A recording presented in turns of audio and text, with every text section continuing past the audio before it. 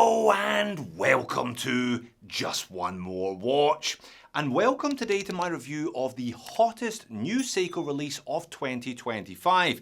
A Seiko so hot in fact that it's commanding double retail on the used market. Now I am on record as saying that Seiko have had a rather disappointing year so far. There hasn't really been much on their release card, and what there has been disappointing. But all of that changed a couple of weeks ago with the release of, well, I'll show you the watch in a minute, but first I have to say thank you to the person who supplied it. Stephen from the Central Coast. He got in touch with me last week offering me this one on loan. How could I resist? Thank you very much, mate.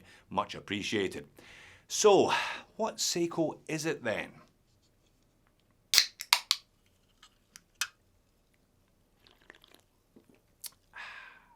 Let's flip the camera and find out. Yes, you probably guessed it. After decades of referring to any watch, particularly a Seiko though, with a bicolour red and blue bezel as a Pepsi, Seiko have finally done an official collab with the world's second most popular carbonated drink. And there you go, they've done it properly. Look at that. I love the Citizen diving bell packaging, but this takes the biscuit. This is fantastic, although this one definitely looks more like a can of Pepsi Max than a regular full-fat, full-sugar Pepsi. I'm guessing that's deliberate though because of the contents inside the box. I'm guessing also that this one unscrews.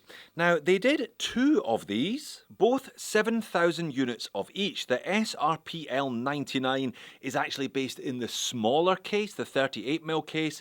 They were 595 Australian dollars here retail, and the SSK 047. They didn't miss and hit the wall with the pricing on that one, did they? 950 Aussie for a Seiko GMT. But like I said in the intro, if you manage to pick one of these up at retail, as Stephen did, you are now most definitely quids in. The scalpers are most definitely out now with these. Look at these prices on eBay. These are all Australian dollar prices, by the way, from around 1,500 up to over 2,200. Although, of course, not sure if anybody is actually prepared to stump up that much money for what is a rather nice, but still rather basic Seiko in the first place. I mean, it is just a Seiko SSK with the word Pepsi printed on the dial. And the strap again, and the case back, but still. I do like the SSK range though, definitely the pick of the 5KXs, if you see what I mean. Bit surprised they didn't do this one in a large case 3-hander. They only did it in the 4-hander, and even then with DLC and a rubber strap. Great set of dimensions though, 42.3mm in diameter, 14mm thick, bang on. 45.8mm lug to lug. They really do know how to make a big watch wear like a small watch. Lug to lug is the key to that. 22mm lug width, 100 meters of water resistance with a push-pull crown only, same with all of the 5KXs. It's flat, hard-lex mineral crystal covering the dial for your 950 Aussie. Weight is 104 grams as supplied, and the movement in the back is of course Seiko's 4R34. Which you can kind of see behind that kind of smoked case back. It is an interesting effect there with the Pepsi logo loud and proud. Now 7,000 of these all sold out, hence why the used prices are so high. This one, random number allocation, 5614 out of 7,000. PVD, DLC, not quite sure, and Seiko don't specify, but there is a coating on the case back, and on the bezel. Bezel, by the way, is bi-directional, which is good for a GMT, friction-based, which is not really good for a GMT, but it does mean at least you get to catch the half hours, and your bezel is never out of alignment. It's an unsigned crown, but it is a big crown. Again, it's the same crown they use on all these full-sized, larger 5KX models, push-pull as discussed, and also coated. The custom Pepsi branded strap is nice. There's a little bit of texture to the upper surfaces here. They have also coated the hardware, and interestingly, only one retainer. I think that's a good move. It's a big chunky retainer. Sometimes the double retainers actually end up working against you. There's always a kind of flap hanging off the end. Not so here. Dial and hands, a very, very familiar dial layout, familiar handset, but with a couple of unique twists because of the Pepsi collab, including most obviously and most notably that bezel. It really is kind of Pepsi coloured, red at the top and blue at the bottom, split right across the middle. And you see that colour scheme carried onto the dial as well. The surrounds to those indices are in blue and the GMT hand is in red. Plus, Pepsi GMT also in red printed just beneath the pinion. Standard Seiko layout, standard Seiko handset. They are flat, they are silver, but they are super, super legible. And there is just a final bit of blue on the needle second hand with lollipop counterbalance.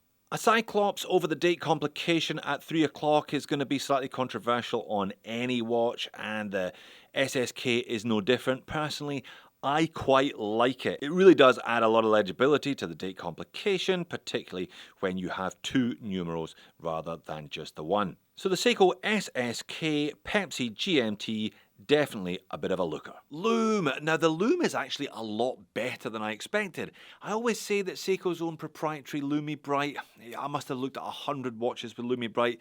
It's solid but unspectacular, usually 7 out of 10. However, on this Pepsi, the Lume is really pretty good, as you can see when I turn the speed up. In fact, I'm going to give it an 8.5 out of 10. Wears nicely too, as they all do. 46mm lug to lug, just under 46mm actually.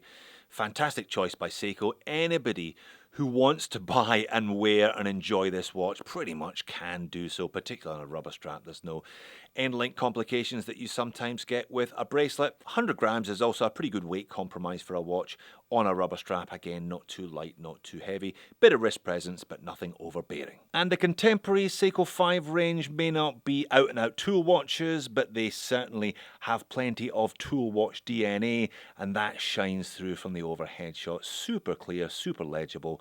All hands, all indices, and all numerals. Moans and niggles, should I even bother with this one? It really is a bit of an outlier. 950 Aussie dollars for a basic SSK on a rubber strap suggests that Seiko knew exactly what they were doing with this one. Only 7,000 available. They're going to recoup some of the profit. I'm sure some of that went to PepsiCo, by the way, as well. I've got a friend who retails Seikos here in Australia. He says that every year there's only one or two that command retail. I'm guessing this was the one that commanded retail in 2025.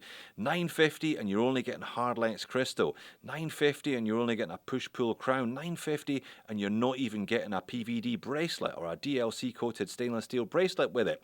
Yeah, Seiko knew what they were doing with this one, and they certainly turned the screw. And look, don't get caught up on the hype. If you are an avid Pepsi fan and you missed out and you know you're going to keep it for life, yeah, sure, but I personally wouldn't be paying $2,000 for one of these. Let the hype die down. A couple of them, I'm sure, will start popping back up on the used market next year or the year after at much more approachable prices than these. But if you are like Stephen and managed to grab one of these 7,000 pieces available globally at retail, then good for you. You've done well, you've got a nice watch and one that will hold its value. And if someone wearing a watch with a red and blue bezel says it's a Pepsi, you can say, no, this is a Pepsi. So there you have it. Thanks again to Stephen. I am a fan of the SSK. If you want to see my full review when it launched, click here. Or the last set of Pepsi style mods I did on an SKX, click here. Thanks for watching this one. I'll see you in the next one.